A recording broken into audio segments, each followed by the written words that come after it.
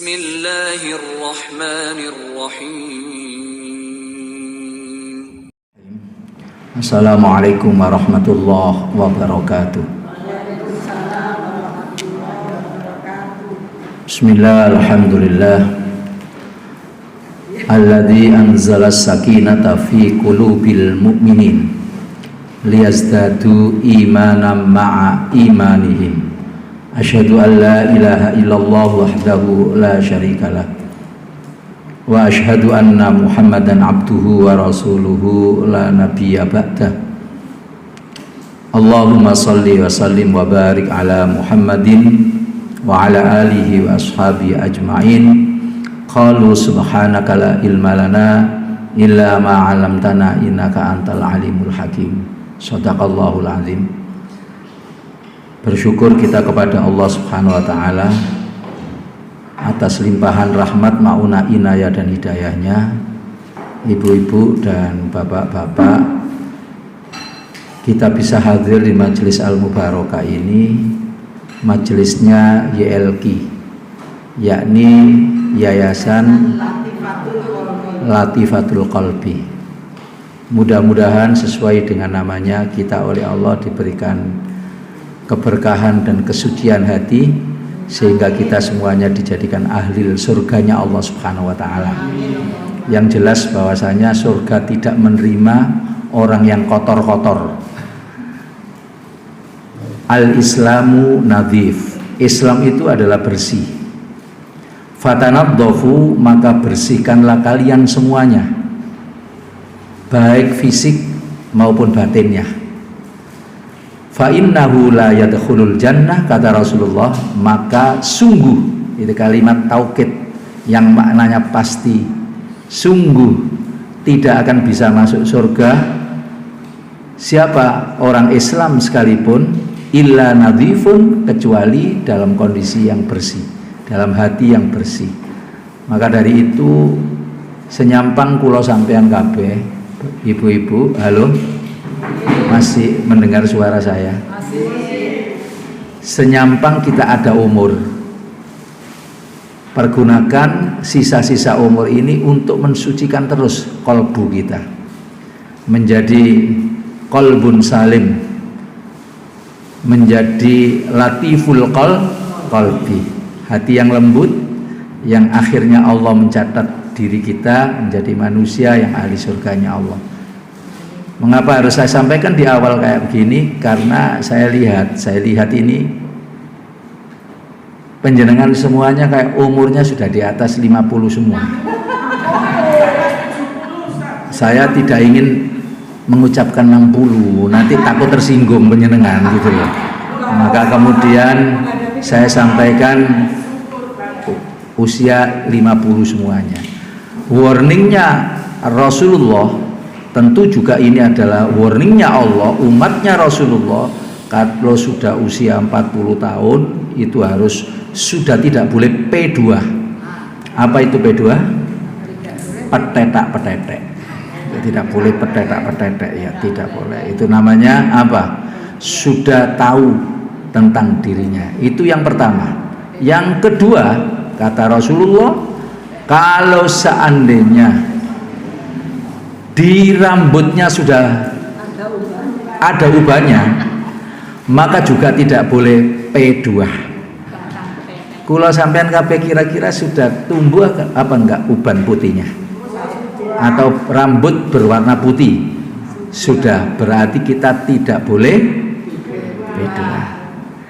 Yang ketiga, kita semuanya kalau sudah lupaan, artinya kacamatanya dicari kemana-mana, padahal kacamatanya ada di atas dahinya, kepalanya, anaknya dimarahi dan lain sebagainya, sehingga kemudian membuat lucu di dalam rumah, mana kacamata saya tadi, mana, semuanya dimarahi. Tapi anak-anaknya justru malah ketawa gitu loh. Karena apa? Karena kita sudah lupa. Yang sedemikian ini nggak boleh pakai apa? Pakai kacamata hitam malang kerik di jalan sambil celanaan jin kayak begitu, kemudian sopo siro sopo ingsun, wis nggak boleh. Maka dari itu penjenengan kalau seandainya ada di sebuah yayasan yang namanya itu sebetulnya adalah membawa doa. Jadikan diri kita itu kalau sudah konsensus memiliki sebuah nama yang dimana orang yang latiful qalb pasti ahli surganya Allah, maka diri kita harus memberikan suri tauladan terhadap masyarakat, pada keluarga, anak turun dzurriyyah kita. Begitu ya. Jadi intinya adalah umat Muhammad itu umurnya pendek-pendek, segitu saja harus saya sampaikan. Umurnya pendek dibanding dengan umat-umat yang terdahulu. Kalau Nabi Adam itu sekitar 980 sampai banyak masyhur ulama digenepno menjadi 1000 tahun. Kemudian Nabi Yuna Idris kisaran 850-an. Nabi Nuh tidak jauh dengan Nabi Idris juga. Nabi Ibrahim 472 tahun. Nabi Muhammad 63. Dan itu disampaikan sendiri sama Nabi Muhammad. Rasulullah bersabda demikian, umri umur saya, wa umri ummati, dan umurnya umat-umat saya itu cuman bayina sitin wasabin, antara 60 sampai 70 tahun saja. Makanya kemudian dicontohkan sama Nabi Muhammad bahwa yuswonya atau umurnya Nabi Muhammad cuman berapa tahun? 63 tahun. Nah, kalau penjenengan sampun pinten?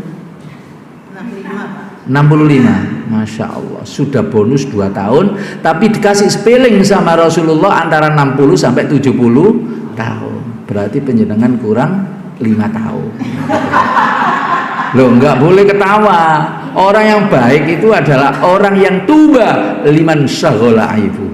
Beruntung memperoleh kemenangan dan pasti ahli surganya Allah seseorang yang sibuk mengkoreksi kelemahan yang ada di dalam dirinya, an uyubin nas, daripada mengkoreksi kelemahan orang lain.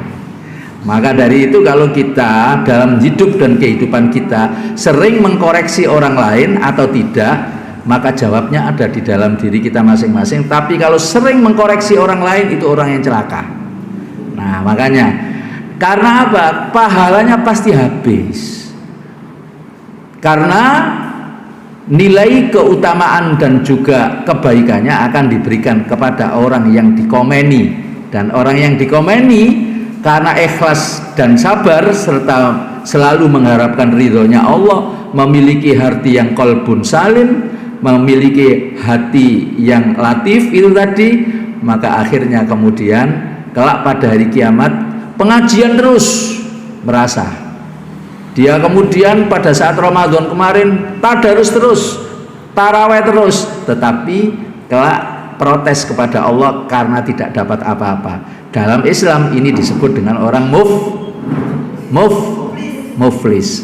Siapa orang muflis? Dalam bahasa Indonesianya adalah orang yang rugi atau bangkrut. Maka dari itu semoga penjenengan semuanya selalu dibarokahi oleh Allah Subhanahu wa taala. Jadi ini bercanda sekarang, jadi gak serius terus. Barokah itu secara etimologi itu maknanya cukup, Bu. Bahasa Arabnya adalah kafah. Jadi barokah huwa al-kafah. Kafah itu artinya cukup.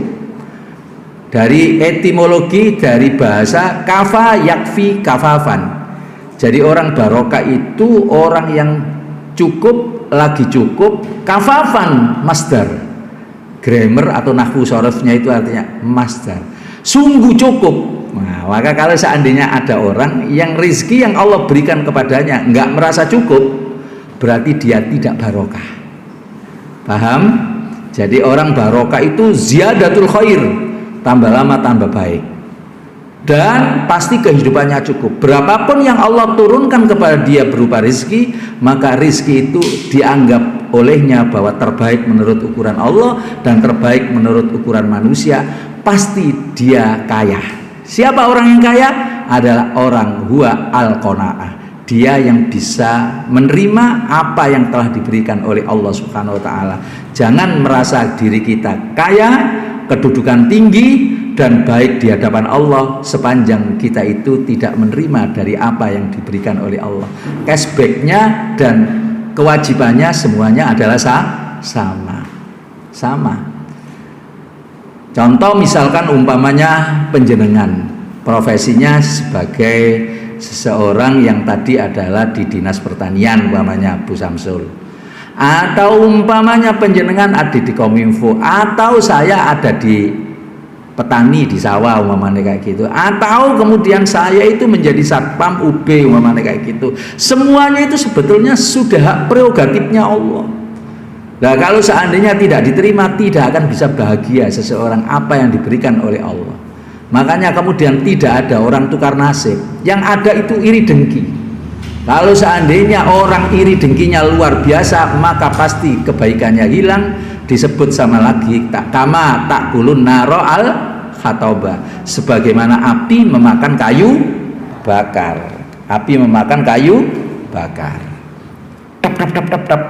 Kita itu pas pada saat Ramadan begitu banyak nilai kebaikan, tetapi mohon maaf, ternyata penjenengan ada iri dengki kepada seseorang, maka nilai kayu bakar yang kita kumpulkan selama ini terbakar, maka cepat habis. Jangan sampai ini menjangkit hampir seluruh orang.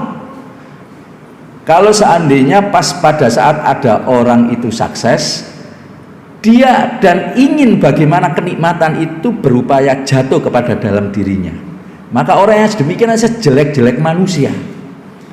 Padahal dia sudah tahu harusnya di dalam surat Az-Zukhruf tuh, nahnu qasamna bainahum, kami Allah telah membagi-bagi di antara kalian semuanya. Apanya yang dibagi? Adalah ma'isyatahum, rezeki, perolehan, kehidupan fil hayati dunia, untuk kehidupan di dunia. Makanya kula panjenengan sami harus hati-hati yang sedemikian ini. Sebesar apapun ibadah yang Allah yang kita berikan kepada Allah, maka akan hilang. Maka penting ada silaturahmi dan lain sebagainya yang tadi sudah saya sampaikan. Bahwasanya yang jelas kita ini hidup di era apa? Era lansia sudah.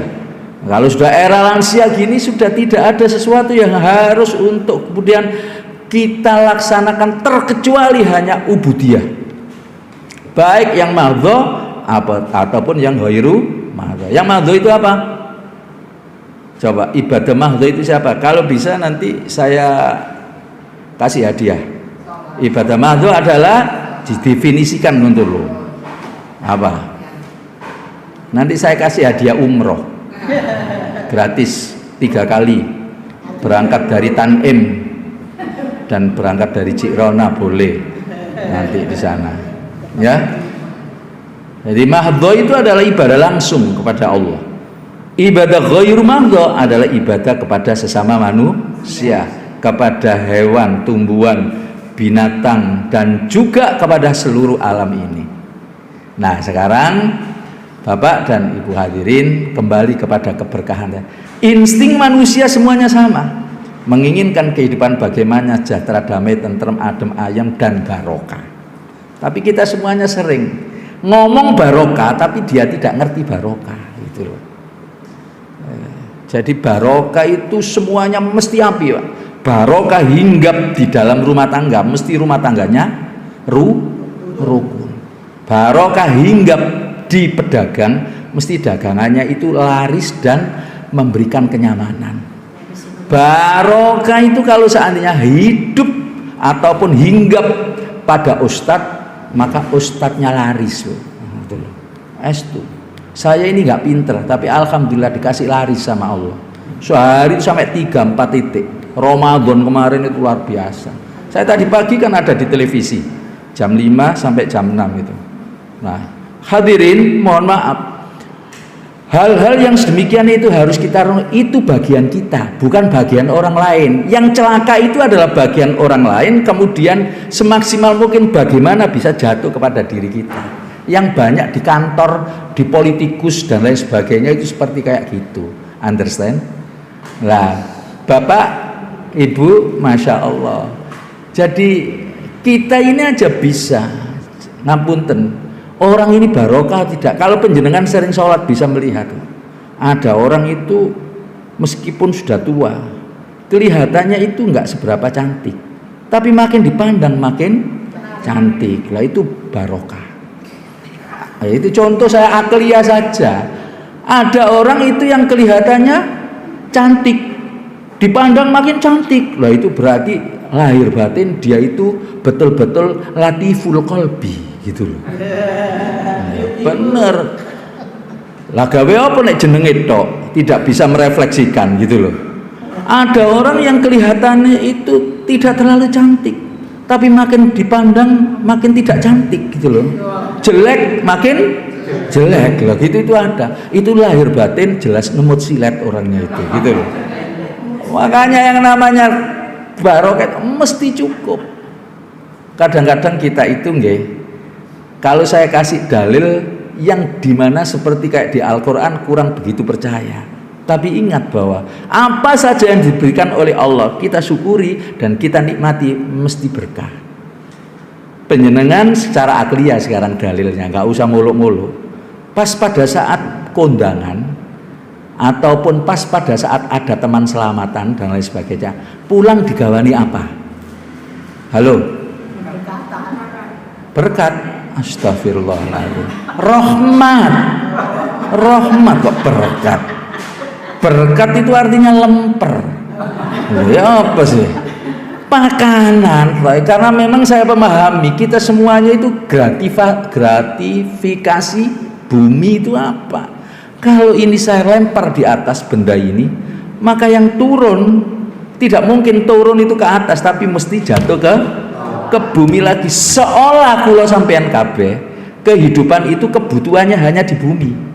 Tetapi penjenengan harus ingat bahwa kalau sudah saatnya kita akan ke langit. Lah kemudian orang bahagia itu adalah orang yang mengejar langit. Nah, ibadah, apalagi wis usianya seperti kayak gini nih, maka kejar akhiratmu, duniamu pasti mengikuti. Saya harus sampaikan sekali lagi, ayo semuanya penjenengan tirukan saya. Kejar akhiratmu, maka duniamu pasti akan mengikuti. Kalau engkau mengejar dunia, dunia pasti ada di tangan, tapi akhirat belum tentu ikut. Makanya banyak sekarang orang yang usianya sudah 80 tahun baru belajar Iqra, tapi saya lebih lumayan daripada yang kebanyakan tidak sama sekali di rumah. Makanya ciptakan kehidupan itu barokah. Sekali lagi kembali kepada tadi, kembali kepada tadi. Kalau dapat berkat ketorene penjenengan ya sudah nggak apa-apa. Satu-satu itu apa? Dua-dua. Satu-satu apa? Dua-dua. Satu. Kecuali ustadznya. Jenenge ustadz itu kan pahalanya double gitu. Kecuali ustadznya. Satu-satu dibawa pulang. Kalau kita syukuri, dimakan sama anaknya, dimakan sama cucunya, dan juga dimakan kadang sama orang tuanya. Kira-kira cukup apa enggak? Setitik-setitik nikmat. Cukup apa mboten? Kalau cukup, refleksi kehidupan itu seperti kayak begitu. Jangan kebanyakan gaya. Maka orang-orang sekarang ini mohon maaf, pengajian pakai seragam, gak duwe-duwe diada-adakan. Kemudian jor-joran nanti kalau sudah ada temannya yang lain, itu apik, besok kepengin lagi. Tambah berat hidup kita, bukan hanya berat di dunia, gak apa-apa, berat di akhirat nanti. Makanya kemudian ada rumus fisika itu yang mengatakan begini, rumus suatu berat sangat dipengaruhi oleh gaya. Jikalau uripmu makin lama makin berat, itu tandanya kakean. Lah itu sampean saya ngomong gitu loh. Mohon maaf, ini sekedar saya harus ada sedikit. Nek sama mau serius terus nggak bisa bu. Maka dari itu Rasulullah ditanya, aina maqamas sa'idah ya Rasulullah, di mana letaknya kebahagiaan? Kemudian Rasulullah tidak menjawab serta merta kayak sampean bahagia itu nggone TikTok bareng itu dibuka no duit sak tas ngono baru terus marono juga asale nangis jadi gak nangis, nggak begitu. Rasulullah menunjuk dadanya sambil menunjuk kayak gini, Aina maqam as-sa'ida ya Rasulullah? Ditanya sama jamaah sahabat yang ada di sana, di mana tempatnya itu bahagia? Rasulullah menjawab, hauna. Hauna itu artinya nok kene lo, gitu loh, maksudnya kayak gitu, di sini. Kemudian sahabat yang tengah-tengah juga tanya, aina maqamal ghina ya Rasulullah? Di mana tempatnya kaya itu Rasul? Maka dijawab, hauna. Ono nok nggone kene. Lagi-lagi di sana itu juga tanya, aina maqamas sakinah ya Rasulullah? Di mana tempatnya hati tenang itu? Rasulullah lagi-lagi menjawab, huna. Berarti seluruh rangkaian hidup itu adalah sawangsi. Tempatnya bahagia, tempatnya tenang, tempatnya kaya itu hakikatnya adalah kata Rasulullah ada di hati. Sakitnya pun juga ada di sini, kata cita-cita. Nah, gitu. Kemudian untuk mewujudkan itu semuanya sebagai manusia muslim yang kepingin menjadi insan kamil, nggak seperti membolak-balikkan telapak tangan kayak gini, tidak.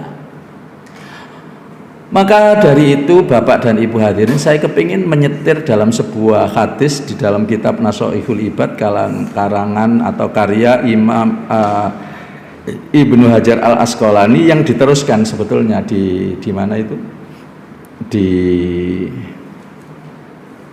kitab Nasha'ihul Ibad oleh di Indonesia ini yang meneruskan itu adalah Syekh Imam Nawawi Al-Bantani yang makomnya itu ada di Makkah.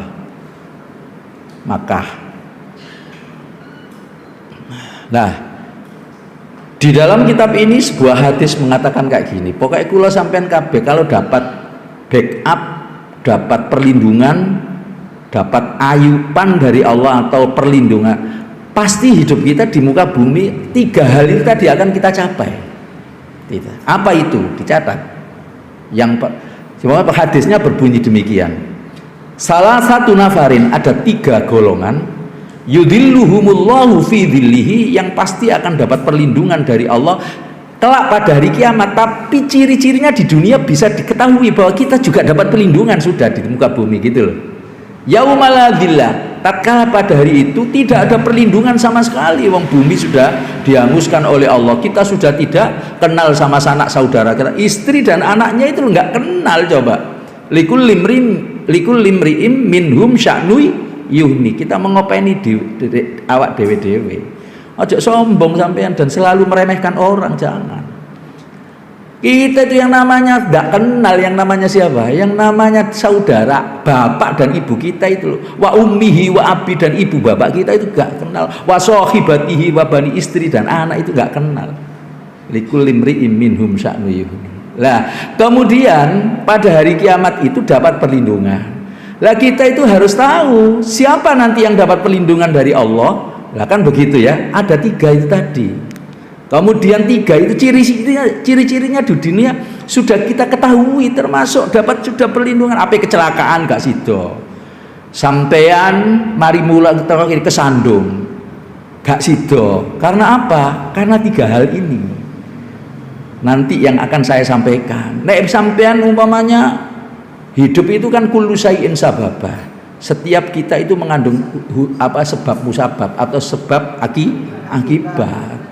Lo jangan dipikir saya ini pas berbicara kayak gini di sini ngomong sampean umpamanya kayak gitu, ternyata saya ngerundel, itu sudah ada min dari Allah Subhanahu wa taala nilai kita, sehingga jangan disalahkan Allah jikalau ternyata pas penjenengan nanti keluar ternyata kesandung Yusuf umpamanya kayak begitu. Itu hal yang tidak bisa memanage kolbu. Makanya saya ini adalah sekarang berposisi sebagai guru manajemen, yaitu manajemen kolbu. Maka hidup itu fi kulli syai'in sababa fa'atba'a sababa, hidup itu mengikuti sebab apa yang kemudian kita laksanakan loh, gitu loh.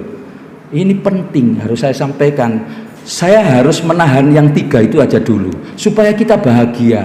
Sampai yang penting mana saya sholat subuh tadi kemudian mendengarkan ceramah ini. Saya tanya sekarang, halo, subuh nggih? Terus kemudian poso zakat itu kan wajib ya.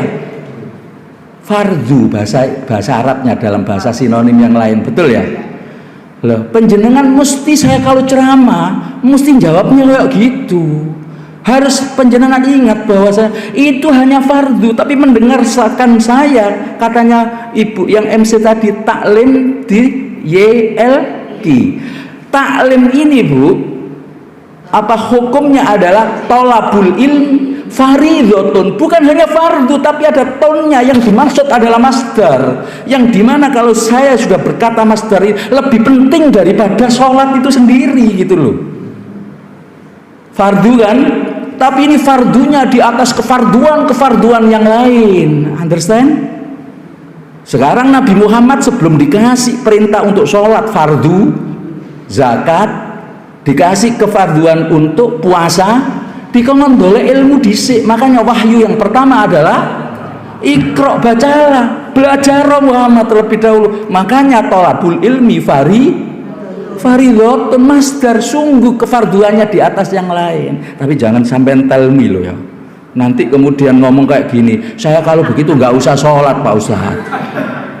Ngrungono ceramah wae umpamane kayak gitu. Ya enggak. Maksudnya adalah kita tidak akan bisa sholat dengan sempurna. Sholat kita tidak akan bisa tanda anil faksya wal munkar. Sholat kita tidak akan bisa merahmati dalam hidup dan kehidupan kita kalau tanpa baru cerdas sampean saiki gitu loh. Kalau sampean puasa tidak akan bisa memperoleh pahala puasa kecuali lapar dan dahaga saja tanpa ada. Itu yang dimaksud. Bukan hanya Nabi Muhammad, manusia pertama siapa? Adam diturunkan ke bumi, belum mendapatkan kewajiban dari Allah Subhanahu wa taala. Tetapi sama Gusti Allah, wa 'allama Adamal asma'a kullaha, dan gitu loh. Allah mengajari Nabi Adam itu dengan nama-nama apa? Nama-nama benda yang ada di muka bumi, baru dikasih kewajiban oleh Allah. Sampean sebetulnya sebelum dapat kewajiban disuruh belajar di Makanya mohon maaf sekarang harus saya sampaikan, ini ilmu tingkat tinggi loh. Sampean saya gak koncepleknya Pak Samsul, sampean gak tak kandani gitu loh. Halo? Allahu Akbar. Penjenengan ini mohon maaf, saya harus sampaikan ini. Biyen pas pada saat sampean kecil nggak mau ngaji, nggak mau ke musola, nggak mau ke TPQ, kemudian penjenengan dirangsang sama siapa? Orang tua kita dikasih es krim, akhirnya berangkat ngaji, betul ya? Sekarang saya tanya, hal itu penjenengan melaksanakan kewajiban karena Allah atau karena es krim? Karena es krim, gak dikasih es krim sampean gak ngira berangkat gitu loh. Tapi sekarang sampean itu harus di mindsetnya harus ditingkatkan. Udah sekarang ini penjenengan tidak karena apa-apa, limardhotillah wa ma as'alukum alaihi min ajrin. Jangan kalian tanya pahala tentang ongkos. Ajrun itu artinya pahala, ujro, ajrun pahala, ongkos. Jangan bertanya. In ajriya illa ala rabbil alamin, karena apa namanya, pahala itu hak prerogatifnya Allah. Apa yang kita laksanakan belum tentu diterima atau ditolak oleh Allah, karena perlu belajar, ngoten lho. Maka dari itu Bapak dan Ibu hadirin harus saya sampaikan, nek wis kayak gini ini, meski umpamanya sholat di Masjidil Haram 100.000 umpamanya kayak gitu, sholat itu anggap itu rangsangan dari Allah, seperti es krim tadi rangsangan dari orang tua. Mindsetnya kalau anak kecil no problem. Sekarang kita sudah balik, sudah usia tua kayak gini, sudah dewasa, berarti dengan kalimat lain bahwa jangan karena pahala, sudah. Karena apa? Itu adalah rangsangan tahu banyak es krim. Karena apa? Ridhonya Gusti. Baru inna nas'aluka ridhoka wal jannah, setelah dapat ridho pasti dapat surga. Tapi kalau penjenengan di dalam satu kapasitas karena pahala, itu sama dengan karena benda, itu loh. Paham nggih? Lah iya, kok bedanya apa karo es krim mau? Sampean gelem qiyamul lail karena terangsang nilai pahala, tapi tidak di mindset ilmu. Ilmunya di mindset saya memang ada pahala seperti itu, tapi saya tidak karena pahala, tapi saya karena Gusti. pasti dikasih. Sama dengan tadi, kejar akhiratmu, duniamu pasti ikut. Tapi kalau engkau mengejar pahala, pahala mungkin didapat tapi nanti muflis di hadapan Allah Subhanahu wa taala. Understand? Yeah. Bapak dan Ibu hadirin rahimakumullah. Loh, panjenengan sik durung ngerti ilmu rahasia ya. Saya itu diijazai sama kiai saya, mohon maaf. Nek ana wong pidato, ana wong ceramah, ada orang sambutan, pokoknya panjenengan dihormat Bapak dan Ibu hadirin rahimakumullah, seperti sembrani dan besi cetak sampean jawab amin gitu loh.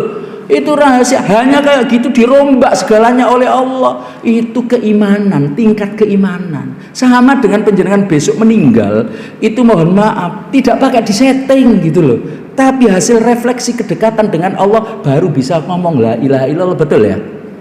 Lah panjenengan kepengen hidupnya enak, ini doa sama dengan doa sapu jagat dan kedekatan dengan Allah. Bapak dan Ibu hadirin rahimakumullah, itu artinya semoga sampean semuanya dikasih sayangi oleh Allah.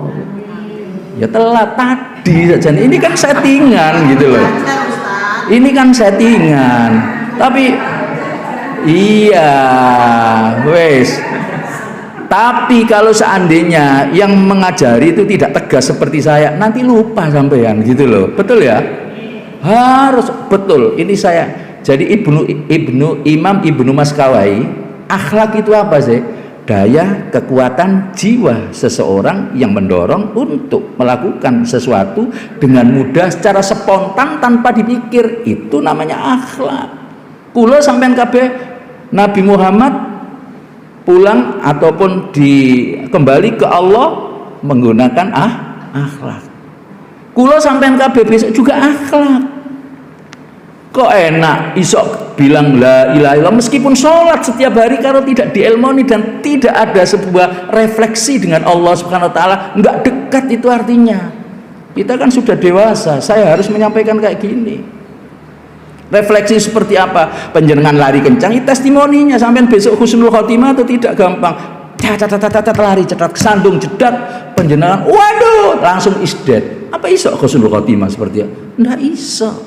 Tapi kalau setiap hari rahimakumullah, amin, assalamualaikum, waalaikumsalam, Allahu akbar, itu wajib semuanya loh ya. Panjenengan jawab, insya Allah dekat dengan Allah dan selalu menyebut Allah. Begitu kesandung cetak innalillah, isdat bukan hanya mati, tapi karena kecelakaan itulah yang disebut dengan mati saya itu loh Pak.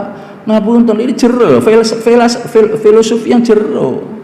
Jadi ini ilmu, mohon maaf, hal yastawil ladina ya'lamuna wal ladina la ya'lamun. Apakah sama orang yang berilmu dengan orang yang tidak berilmu? Meski podo sholat 4 rakaatnya nanti subuh, nanti zuhur, nggak ada yang 5 rakaat pegel sama dan lain sebagainya. Jangan diharap nilai keutamaannya di hadapan Allah beda. Makanya perlu taklim seperti ini, itu diasah terus. Mohon maaf, ini sampai saya yang 3 tadi masih terlewatkan dan saya nerangkan kayak gini. Saking pentingnya saya harus sampaikan terhadap siapa saja, dan alhamdulillah terlepas dari suka atau tidak suka orang yang mendengarkan saya, tapi ini kan ayat Allah. Begitu saya sampaikan, saya yang dapat kebahagiaan dari Allah. Alhamdulillah. Karena kedekatan dengan Allah, saya hampir setiap 3 bulan sekali ke Masjidil Haram dan ngimami di sana. Serius ini. Ngimami siapa ya? Jamaah saya kan ngimami nanggone kono salat zuhur, salat apa, salat duha, salat tahajud, salat hajat. Yang penting kan tempatnya yaitu di Masjidil Haram. Ini sekedar sampean tak kai bercanda sedikit biar enggak tegang gitu loh. Tapi iya, Masya Allah, cuman gini tok Bapak dan Ibu hadirin rahimakumullah, karuan nek sama Bapak dan Ibu yang dirahmati oleh Allah, sampean langsung amin. Persoalannya kan ilmu, cuman bilang Bapak dan Ibu rahimakumullah, nggak ada yang bilang amin kok gitu loh. Padahal itu besar, sepele mengucapkan itu tapi besar. Termasuk diantara kita insya Allah nanti pas pada saat dicabut nyawa kita, walaupun tanpa ada orang sama sekali, insya Allah mampu mengucapkan la ilaha illallah. Loh, kau nak pengajian seperti kayak gini yang dimana kemudian kajian ilmunya dalam sekali. Estu Pak, Masya Allah, luar biasa. Bu, ini saya dikasih berapa jam? Loh, ini oleh pirang jam nih loh Pak Samsul. Kuat ta senengan iki. Lah saya ini kan gini toh. Seneng saya itu kalau seandainya penceramah mana saja itu pokoknya ikan sepat, ikan gabus, lebih cepat. Soalnya jauh dekat itu loh podo gitu loh. Ini sekedar bercanda. Ini sebetulnya gak oleh Pak Ustadz kok kamu kayak gitu. Iya ngerti aku gak oleh, tapi ini bercanda supaya sampean tidak tegang gitu loh. Harus saya sampaikan benar ya Allah. Masya Allah Pak, hidup itu seperti kayak gitu. Dari apa tadi saya menerangkan? Ayo, nak penjenengan wis lali. Ini lo dorong masih tak kupas supaya penjenengan betul-betul melaksanakan itu tadi. Yang tadi apa? Ini belajar di waktu kecil bagai mengukir di atas batu, gak akan hilang sampai selamanya. Belajar sesudah dewasa bagai mengukir di atas air. Saya dorong 3 menit sampai wis lali. Wes kayak begini, nek cepet penjenengan jawab kayak begitu sepele tapi besar hikmahnya. Ini karena dekat dengan Allah, kita ditantang sama Allah. Surat Qaf ayat 16 nonggone ayat yang di tengah-tengah itu ada wa nahnu aqrab itu. Kami Allah itu akrab, dekat ilaihi kepada hamba-hamba saya. Ditantang min hablil warid dibanding daripada urat leher. Ini lesan, ini urat leher saya. Dekat sekali sebetulnya kan. Tapi kata Allah lebih dekat saya dengan kalian semuanya. Tapi yang menjauh-jauh itu adalah diri kita. Akhirnya kemudian penjenengan lebih banyak menyalahkan Allah. Padahal Allah sudah dekat. Kita sambatnya kepada manusia, diistilahkan Allah. Jangan sambat kepada Allah, maka Allah akan dekat terhadap diri kita. Bukan gitu kan? Masya Allah, kita dekat. Kata sang bimbo itu loh, aku jauh, engkau aku dekat, engkau hati adalah cermin. Lah ya podo Pak, sampean hati ini kini ada cermin, sampean bisa ini cermin. Tempat pahala dosa berpadu. Jadi seseorang itu enak dan tidak enak itu terjadi karena dirinya sendiri. Wa ma dzalamnahum, dan tidaklah aku menyiksa kalian, kata Allah, menghardik, menganiaya, walakin dan tetapi dzalamu anfusahum, kalian sendiri yang menyiksa diri Anda sendiri. Jadi bahagia itu kembali kepada awak dewe masing-masing. Hidup itu adalah sawang si enake orang lain itu ada di orang lain. Maka ini harus dicamkan sudah. Bapak hadirin selanjutnya, apa yang sebetulnya yang dimaksud 3 tadi yang bisa memberikan pertolongan? Cirinya kayak begini aja nanti. 1, al-masyi ilal masajid fid dzulmi, orang yang kakinya gampang menuju ke masjid Allah tatkala gelap gulita. Wes paham? Yaitu masyhur ulama mengatakan waktu subuh. Nah, kayak Abah Samsul gini kan cirinya di mana apa kakinya itu setiap subuh nanggone masjid. Bahkan sedurung subuh iki wong sing nggawa kunci Masjid Al-Hidayah. Hidayatullah apa Al-Hidayah? Al-Hidayah lo benar. Hadirin Masya Allah, anak kula sampean kabeh ini juga genetika, DNA, biologis. Nah penjenengan kalau seandainya paham ilmu ke masjid tapi anaknya penjenengan tidak di manage seperti kayak begitu, sami mawon gitu loh. Kita itu kadang-kadang gak paham surat At-Tahrim ayat yang ke-6 gitu. Panggilan orang yang beriman kan disuruh menjaga dirinya dan keluar dari api neraka. Nah, salah satunya dia ajak ke masjid waktu gelap gulita seperti kayak itu, dirombak, kepingin kekayaan luar biasa. Gak pernah kredit, gak pernah kekurangan finansial, hidup itu gampang. Saya itu kalau haji setiap tahun itu bisa, sudah saya katakan sama Pak Samsul tadi. Wong saya punya sertifikat pembimbing. Tapi harus punya uang 99 atau 98 juta. Kalau seandainya haji saya yang paling terakhir dari sekian haji yang sudah saya lakukan, itu kemarin itu 100.671 pasca pandemi, yang dimana kuota cuma separuh dan orang muda-muda tok yang berangkat itu. No problem, kan kita punya ilmu. Ilmunya apa? Surat Ali Imran ayat 97. Waman dakhalahu kana aminan. Orang yang kemudian berangkat ke sana dengan menggunakan apa saja uangnya aman, dijamin oleh Allah dibalekno sang itu gitu loh. Tapi kalau ini kita percayai itu akan bahagia hidup, ngoten loh. Pun sekarang ini akan ya. Tapi saya pun alhamdulillah. Jadi kan kita ciri kok digampang no kaki ini misalnya jam 3 ya wis tangi, kemudian sholat tahajud. Lantas berikutnya ke masjid, sholat sunnah fajar, yang pahalanya lebih baik dunia seisinya. Coba, so gendi aku karo Bill Gates. Coba, wong dunia seisinya sudah ada di tangan kita. Kata Rasulullah, saya insya Allah dijauhkan dari sifat riya. Tapi kalau penjenengan teropong diri saya seolah gak potongan, tapi alhamdulillah saya merasa kaya di hadapan Allah. Karena apa? Kita bersyukur atas nikmat yang Allah berikan. Terutama kita bisa kaki kita melangkah ke masjid waktu coba. Nah, kalau penjenengan umpamanya kalau orang perempuan Pak Ustadz, iya memang syariatnya orang perempuan itu dan orang laki sebetulnya sama-sama ke masjid. Persoalannya adalah kalau penjenengan bien cantik ibaratnya kayak begitu muda. Lah ini karena menimbulkan fitnah di perjalanan akhirnya tidak, itu lebih baik di rumah. Tapi kalau sekarang misalnya penjenengan ke masjid gak ono sing nyuwit-nyuwiti suwit lah apa gak nanggone masjid ngono lho, maksudnya gak ngono, paham nggih? Wis kayak begitu. Wis sekarang karena di usia tua mendekati bau sampean sing ngomong, tapi yang jelas bahwasanya ya sudah, kalau penjenengan sudah nggak apa-apa ke masjid, insya Allah derajatnya penjenengan tinggi di sisi Allah maupun kelak akan dapat perlindungan, bahkan di muka bumi ini pun juga dapat perlindungan. Satu.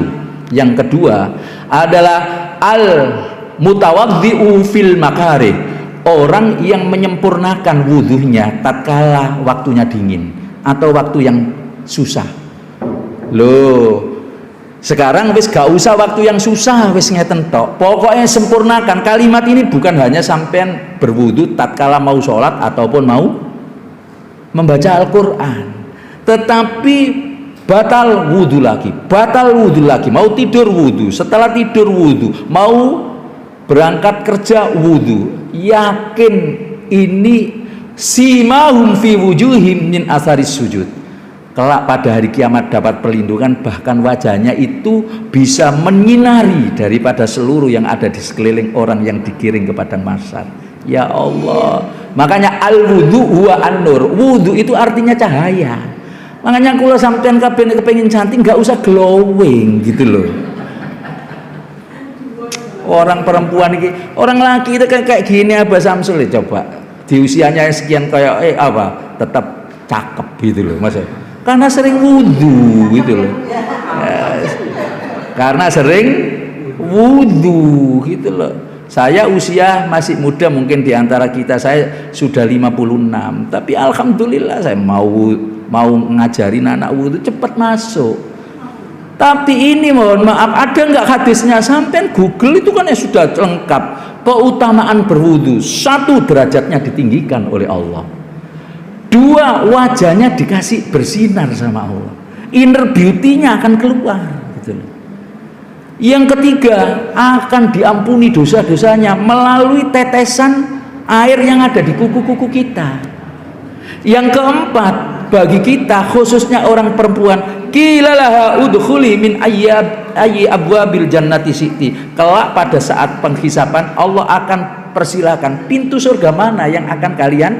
Lo coba hanya bekal wudhu, kira-kira berat mana kalau ndelek duit? Halo, kalau kita sempurna wudhu, kita duit lo datang sendiri. Ya pokoknya kita tetap berusaha. Wa may yatawakkal 'alallah fa huwa hasbuh. Setelah berusaha kemudian bertawakal kepada Allah, dicukupkan kehidupan kita. Loh, nonggone Islam itu mohon maaf loh Pak Bu, halo, wes gini aja, nonggone surat Al-Baqarah itu kan ada yuridullahu bikumul. Semuanya tahu. Embrio diciptakan kepada diri kita itu untuk sing gampang-gampang urip. Makanya ilmu agama itu kepastian. Ilmu umum semu, tapi sampean dan juga anak-anak kita dan ingin menjadikan anak-anak kita sing ditembak terlebih dahulu agama atau umum. Padahal embrionya ini loh, yuridullahu bikumul, Gusti Allah menghendaki kita hidup itu sing gampang-gampang. Dan menciptakan kita itu gampang. Wala yuridu bikumul usra. Gusti Allah nggak pernah menciptakan kita itu uripe susah. Sing nyusah-nyusah dhewe iku sapa tadi? Awak dhewe gitu loh. Masya Allah, enak kan kalau kita itu belajar agama itu enak. Jadi kula sampean kabeh ngapunten, seringo berwudu, keutamaannya tadi ada kepada diri kita, dan pasti kita itu akan disegani banyak orang. Hadirin, karena kita dibentengi sama, akan dilindungi ya kan, akan berbuat jelek karena kita punya wudu, seolah itu ada yang kemudian menarik ataupun menghalangi supaya kita tidak berbuat maksiat kayak begitu. Pun yang terakhir, yang ketiga adalah al-muta'imul ja'i, yaitu orang yang senantiasa ngasih makan daripada orang yang lapar. Makanya kula sampean kabeh senengo apa sedekah makanan gitu loh. Yang jelas bahwasanya orang sedekah makanan dicap sebagai orang ahli surga kata Rasulullah. Dan dikasih sayangi oleh Allah pasti. Dan pernah kan kita itu kemudian mendengar surga rindu kepada 4 golongan, nah, kan gitu ya. Salah satunya adalah muta'imul ji'an, orang yang suka memberi makan kepada orang yang lapar. Makanya Nabi Ibrahim li'ayyi syai'in, dengan apa, sesuatu yang bisa menyebabkan apa sampean itu kholilan, dikasih sayangi oleh Allah dan menjadi bapak daripada agama-agama, kan gitu ya. Nabi Ibrahim katanya, Ibrahim, saya tidak pernah makan illa ma'adh-dhaif, kecuali berserta tamu-tamu saya. Nabi Ibrahim itu Pak Samsul, nek kepengin makan itu berjalan sampai jauh, kemudian cari orang sapa sing gelem takjak mangan, sapa sing ketajak makan, seperti kayak gitu. Nah, ini ya betul sama. Jadi dengan kalimat lain bahwasanya ini tapi setiap hari.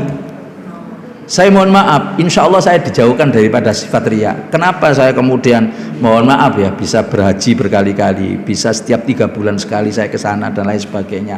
Fa insya Allah setiap saya kemudian habis ngimami jamaah siapa, ternyata banyak yang sungkan. No problem, paling tidak menjaling orang satu. Tak traktir sama saya subuh malam tuh berapa saya 50.000 itu aja kalau seandainya di warung-warung yang pecel biasa kalau pagi itu sampai itu apa namanya masih betul, tapi kembalinya job-joban luar biasa loh gitu loh. Itu saya yakin karena itu. Sampean barang mohon maaf di rumah itu jangan sampai kosong di meja tamunya, sediakan. Loh, yang namanya mohon maaf kiai miliarder di Surabaya, saya harus tidak sebut namanya, tapi sampean nanggone Google, sampean kiai miliarder nanti ketemu di sana. Gajinya 1 bulan itu 15 M. Istrinya itu 3 M. Logis karena beliau punya santri 10.000. Kalau diambil SPP-nya misalkan umpamanya 1 orang saja misalnya 1,5 juta setiap, itu sampai mahasiswa loh ya. Dan lain sebagainya, kan berarti di mahasiswa lebih besar lagi. Kalau 1,5 juta kali 10.000 ada berapa? Ya itu 15 M. Coba. Ternyata dulu jadi orang nggak mampu, kemudian tahu hadis ini dilaksanakan gitu loh. Setiap ada tamu mesti dikasih makan. Lah kula sampean kabeh disuguhi anggur terus saya. Maksudnya dinggur, jangan. Paling tidak di atas meja itu ada air putih. Makanya ciri orang beriman, mangkana yu'minu billahi wal yaumil akhir fal yukrim dhaifahu, mulyakno tamumu. Siapa orang yang iman kepada Allah dan hari akhir, sudah deal, sudah nggak bisa dibantah. Wong ini hadis, mulyakno tamumu. Bu, terakhir ingin saya sampaikan, dulu zaman Rasulullah itu ada orang perempuan wadul kepada Rasulullah untuk disuruh Rasulullah nuturi siapa? Nuturi sama suaminya. Rasul, tuturono nasihati suami saya Rasul. Kenapa? Karena setiap punya tamu itu saya dieksploitasi loh. Dieksploitasi seperti apa? Disuruh masakkan oleh tamu-tamu itu gitu loh. Kemudian Rasul menjanjikan, insya Allah besok saya akan lihat dulu. Kalau perlu saya nasihati, kalau tidak. Singkat cerita, besoknya Rasulullah ke rumahnya.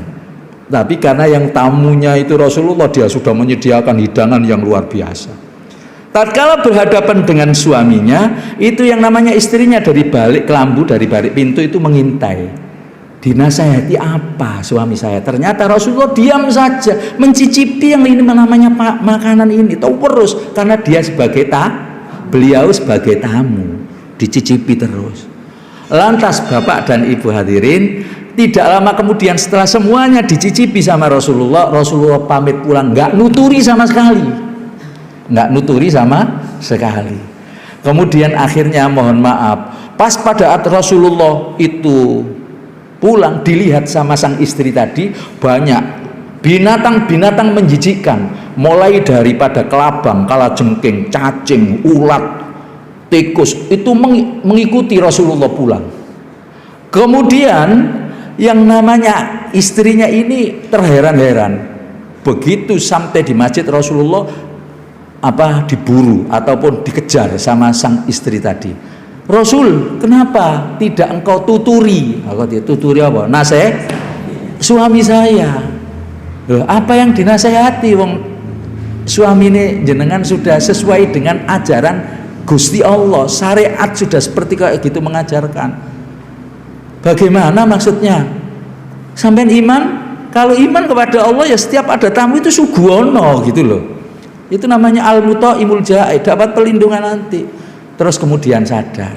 Begitu kemudian apa rahasianya Rasul? Penjenengan tadi begitu keluar diikuti binatang-binatang menjijikan keluar dari rumah saya. Itulah keistimewaan orang yang sedekah makanan, apalagi bersama tamu. Maka seluruh kejelekan-kejelekan yang ada di rumah itu nanti mengikuti, maksudnya keluar rumah, bukan mengikuti tamu, artinya keluar semuanya, dan rumah tangga sampean akan menjadi rumah tangga yang bahagia, penuh dengan rizkinya Allah luar biasa. Ini yang dilakukan oleh kiai miliarder itu. Tak tiru, ternyata iya ya, experience is the best teacher gitu loh.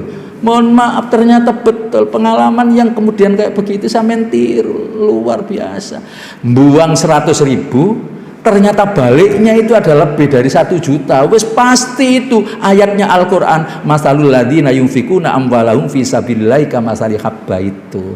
Penjenengan kalau sekarang ini eksis di YLQ, hakul yakin bisa jadi satu dari sekian banyak, itu karena disebabkan penjenengan juga loman gitu loh kepada yang membutuhkan. Betul Bu, ini jangan kendur, sudah sampai akhir hayat nanti dipertahankan nggih. Semangat loh. Orang itu ada 3 Bu, ada 3 tipikalnya, elit, ulet, alot. Ada yang elit seret, kemudian dimintai proposal atau kalau dari masjid atau minta sumbangan nggak pakai dibaca, langsung ada juga ulet diwoco ping 5 gak dikei ujung-ujungnya gitu loh. Ada yang alot, yang namanya ada orang diintai dari jendela, bawa map di depan pagar gitu aja, pintunya langsung disangkakno orang minta, padahal mahasiswa mau kuliah gitu loh. Masya Allah, luar biasa.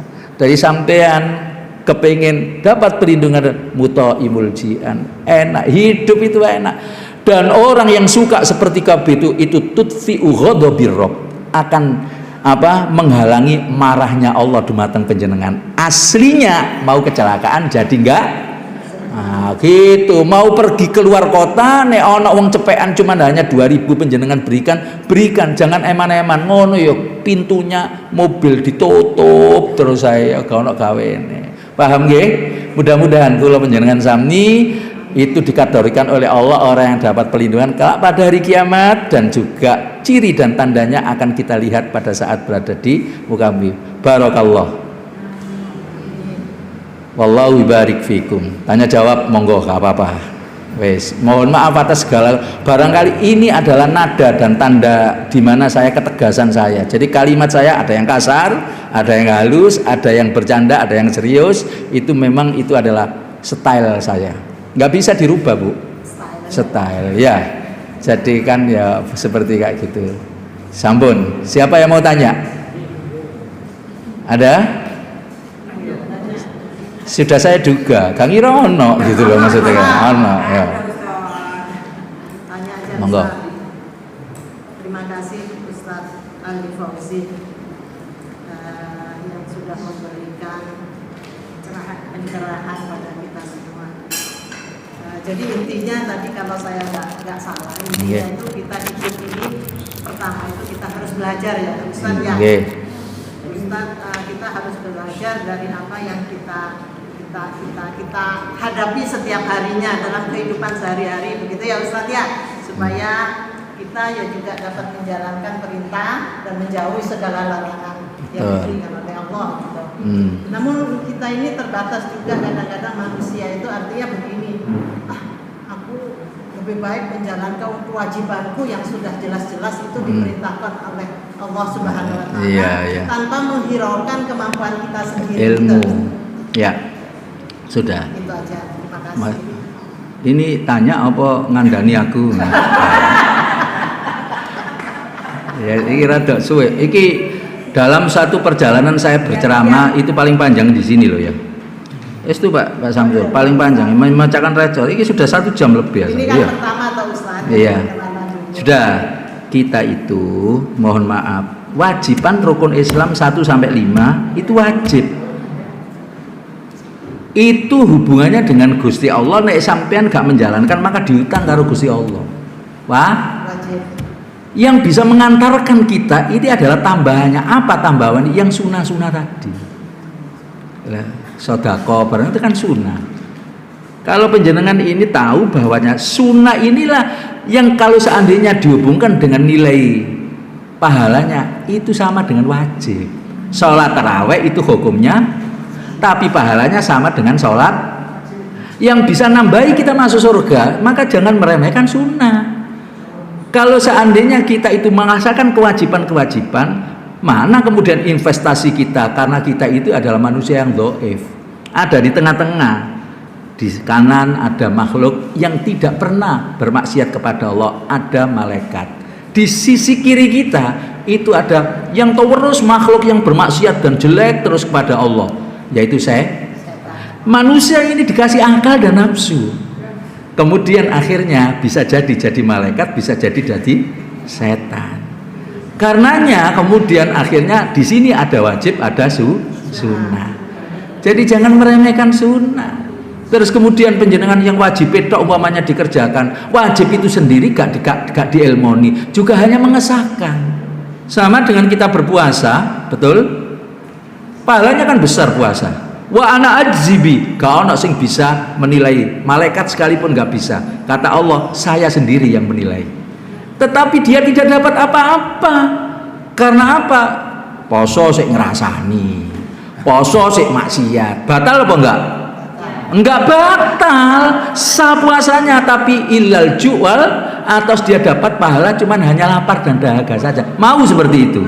Saya enggak ngelakoni sembarang, saya ngelakoni ini saja yang wajib gitu. Enggak bisa. Jadi ini ilmu rahasia ya, rahasia. Gak kon ceplek gak tak kandhani gitu. Wes. Nggih.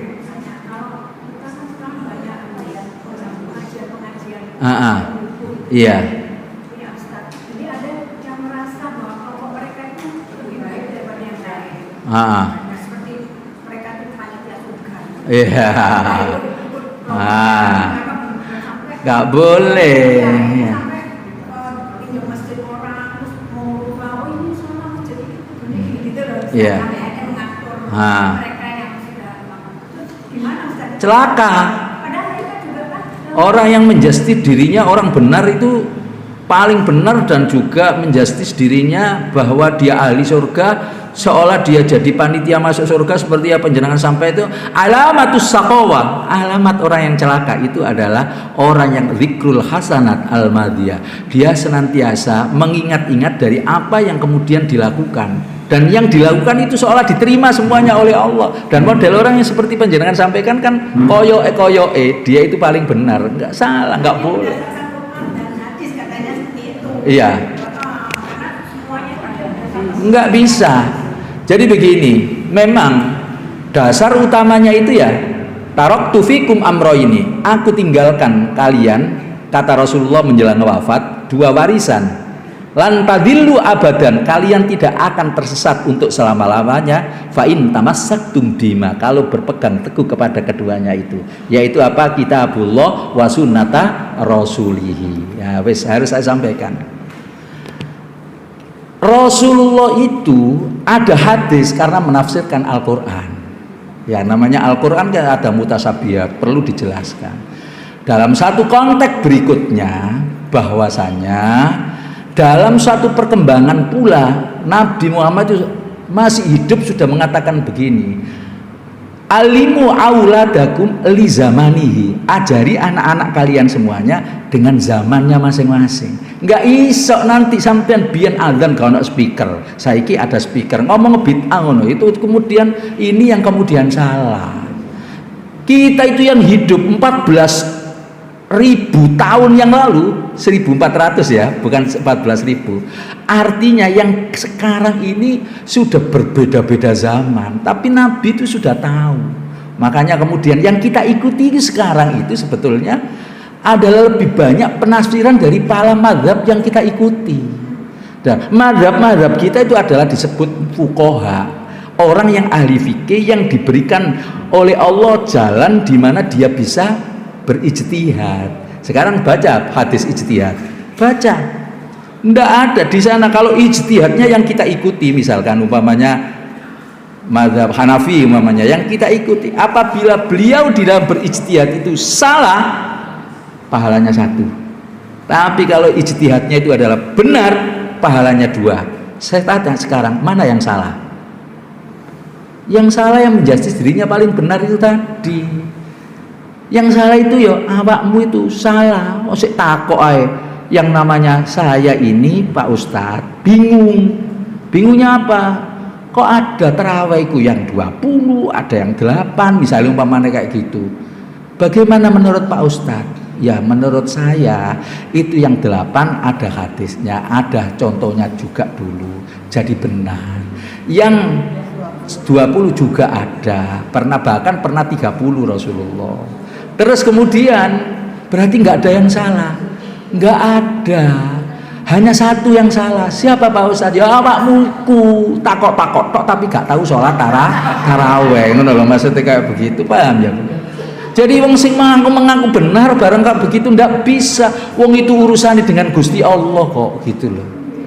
Tapi kalau seandainya memang betul-betul salah dan nyata itu ya banyak. Misalnya orang berzina ya salah, dalilnya juga ini loh, podo-podo pengajiannya pakai jilbab kabeh dan lain sebagainya, lantas kemudian menyalahkan ini salah itu tidak pernah, ya sudahlah, nggak bisa. Sampean kalau seandainya semuanya dianggap salah, nggawe HP itu ya salah pisan kayak begitu, paham nggih?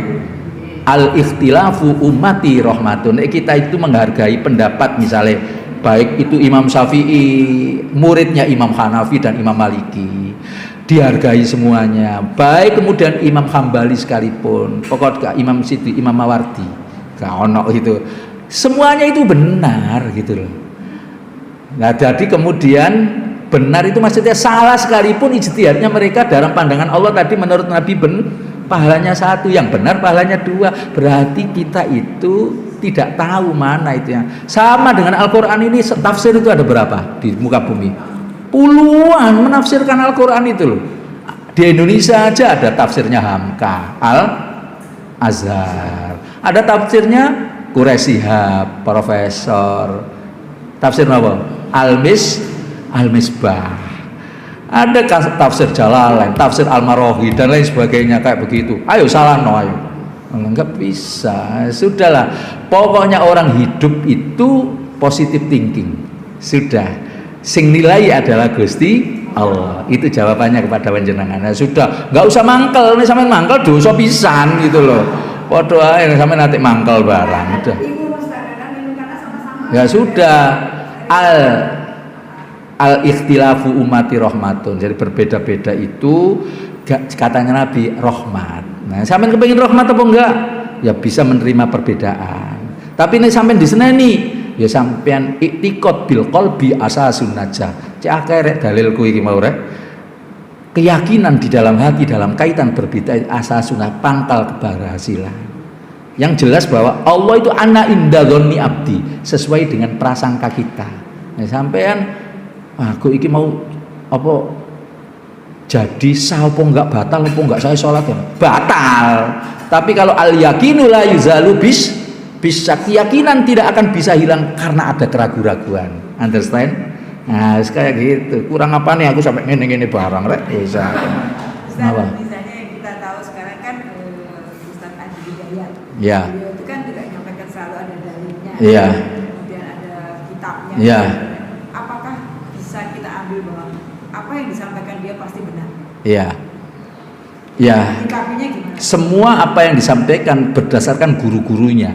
Guru-gurunya hasil ijtihad. Sama dengan saya yang saya sampaikan hasil dari guru saya. Guru saya juga hasil ijtihad. Kita itu tidak disalahkan. Bermadhab dari salah satu atau keempatnya pun juga nggak apa-apa. Maka kemudian kalau penjenengan dianggap itu adalah benar dan yakin yang ada di dalam diri penjenengan, misalkan ngaji di saya, ngaji di Ustadz Hamid, ngaji di Ustadz Qadir, misalnya umpamanya kayak gitu, kok ada sedikit perbedaan yang saya mantapi Ustadz Ali aja misalnya umpamanya, ya itu benar, kono ya benar, ini yang benar, kata tadi nggak ada yang kemudian tidak berpahala, yang salah saja karena ini kan dari guru, yang salah itu ya pahalanya tetap satu, berarti yang tidak ngerjakan yang kemudian salah gitu loh, paham nggih? Nah, lamongan gak ono keteke, omongan gak ono gak mari-mari. Sampeyan nggih kepengin tanggal ta, Bu? Monggo. Ya, sebenarnya kalau ada perbedaan seperti itu di dalam masjid itu ibu-ibu. Kalau misalnya yang ini itu. Nah, saya yang masjid itu begini ya, jadi saya akhirnya diam aja. Fa in tanazatum faruddu ilallah. Nek terjadi perbedaan pendapat, kita kembalikan kepada Gusti Allah. Ya Allah, ketuk pintu langitnya. Kita bermesraan malam hari. Yang betul saya itu gurunya itu adalah ini dan saya mantap. Makanya kemudian saya mengikuti yang ini. Yakin ya Allah berpahala. Tidak ada keraguan, gitu saja. Lho lha apa dibingung-bingung, bingung iki sakjane teko nggone wong liya apa awak dhewe? Lah ngono lho, sakjane kaya ngono gitu lho. Enggak yakin. Padahal kaidah usulnya al yakinu la yuzalu bisyak. Keyakinan itu tidak akan bisa hilang karena adanya keraguan-raguan. Panjenengan ragu ya berarti tidak berpahala sudah. Salah bisa jadi salah juga, ngoten lho. Kecuali panjenengan itu gawe-gawe dhewe. Misale kaya wong sing jare ngaku-ngaku sebagai nabi, padahal dia itu atlet bulu tangkis lho gitu lho. Wong sing teko Malang itu loh, Ahmad Musodik dulu ya. Loh. Wong apa namanya? Terus akhirnya kan ditahan itu ya, ditangkap sama Polda Metro Jaya itu. Ya baru saya tahu kali ini ada nabi tapi ditangkap Polda gitu loh. Jadi yang dulu pernah gitu loh. Saya mudah-mudahan udah tobat. Ya Allah, benar seperti kayak gitu. Jadi ilmu itu Pak, masa Islam itu mempermudah, tidak pernah mempersulit. Pokoknya jangan menyalahkan orang lain dan menjustis diri kita paling benar. Ini yang kemudian harus ini. Soalnya di Indonesia ini banyak perang YouTube. Oh, jangan dibuka YouTube dah gitu loh. Wis ngono tok ae. Sampean itu buka YouTube sing di syutingno sama siapa? Abah Samsul ini ae gitu loh. Nah, sampean TikTok barang itu dienggo hujah. Jadi hubungan suami istri kalau kayak begini malam ini dan lain sebagainya padahal itu ngarang dewe gitu loh. Sampai yang ngono didadekno hukum gitu loh, maksudnya kayak gitu. No TikTok nggih. Wah, anak akeh masyaallah ya Allah. Kayak begitu. Wis ta? Alhamdulillah. Ternyata ada ujungnya juga. Sama dengan penjenengan hidup, ternyata nanti ada ujungnya. Saya mohon maaf atas segala kekurangan. Saya akhiri nggih. Apa itu? Ada. Bismillahirrahmanirrahim. Allahumma sholli wa sallim wa barik ala Muhammad wa ala ali Muhammad. Alhamdulillahirabbil alamin. Rabbi yassir wa la tu'assir ya Allah. Ya Allah, permudah, jangan Engkau persulit kami. Yassir lana umurana kullaha, permudah seluruh urusan-urusan kami ya Allah. Urusan rumah tangga kami, urusan anak turun dan dzurriyyah kami, urusan rezeki kami, urusan ibadah kami, urusan bermasyarakat kami, urusan bersilaturahmi kami, urusan berbangsa dan bernegara kami, binuri hidayatika, dengan cahaya petunjukmu, wa biquwatika, dan dengan kekuatanmu ya Allah ya Rabb ya dzal jalali wal ikram, wahai zat yang maha agung dan maha mulia. Ya Allah, tempatkan diri kami semuanya pada sebuah tempat yang penuh dengan keberkahan. Rabbi anzilna munzalam mubarakan wa anta khairul munzilin, dan Engkau adalah sebaik-baik yang menempatkan. Ya Allah ya Sami ya Basir, Engkau zat yang maha mendengar lagi maha melihat. Istajib doa-ana, kabulkan segala apa menjadi permintaan doa dan usaha kami ya Allah. Ijabah ya Allah untuk hidup dan kehidupan kami, bahagia fid dini wad dunya wal akhirah. Rabbana atina fid dunya hasanah wa fil akhirati hasanah wa qina adzabannar. Walhamdulillahi rabbil alamin. Jamaah, sekali lagi saya mohon maaf yang sebesar-besarnya bahwa kata-kata saya memang seperti kayak gitu. Harus saya itu kemudian kalau menerangkan itu sepenuhnya. Jadi tenaga, pikiran, keringat semuanya tak curahkan dengan harapan saya manfaati ilmu saya. Dan kalau saya manfaat, maka saya akan dituntun sama Allah kapan saja dan di mana saja. Billahi taufiq wal hidayah war ridha wal inayah. Wassalamualaikum warahmatullahi wabarakatuh.